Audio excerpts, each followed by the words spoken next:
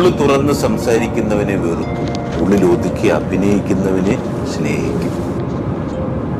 കുത്തേറ്റതൊക്കെ പുറകിൽ നിന്നാണെങ്കിൽ നമ്മൾ ഒരിക്കലും തിരിഞ്ഞൊന്നും നോക്കരുത്. കുത്ത് കിട്ടിയതിനേക്കാൾ വേദന കുത്തിയതാരാണെന്നറിയുമ്പോഴാണ്.